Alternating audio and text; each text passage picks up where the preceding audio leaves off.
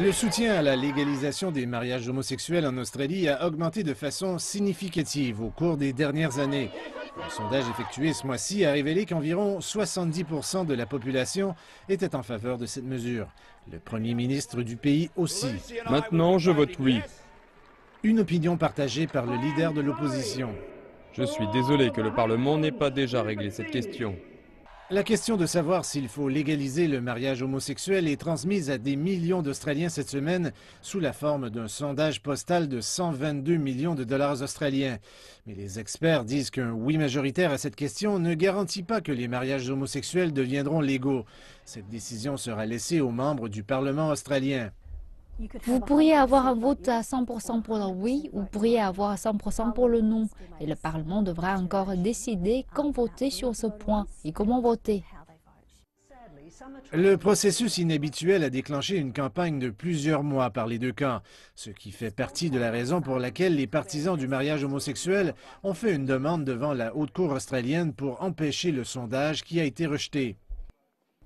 Nous avons déjà vu beaucoup de haine et des attaques vitrioliques lors de cette campagne. Les adversaires du mariage homosexuel soulignent le nombre croissant de pays qui ont légalisé cette pratique pour étayer leur point de vue sur ce qui nous attend s'il est approuvé en Australie. La loi sera utilisée pour faire taire la liberté d'expression au sujet du mariage qui n'est pas conforme à la vision des mouvements politiques arc-en-ciel sur cette question. La grande différence entre l'Australie et beaucoup de ces autres pays est que beaucoup de protections et de droits accordés aux couples mariés dans ce pays ont été étendus aux couples de même sexe il y a plus d'une décennie. Le seul qui n'était pas inclus et qui ne l'est toujours pas aujourd'hui est le droit de se marier. Et maintenant, étape suivante, je pense que le gouvernement a lancé ce processus de consultation inhabituel comme un moyen de retarder l'inévitable.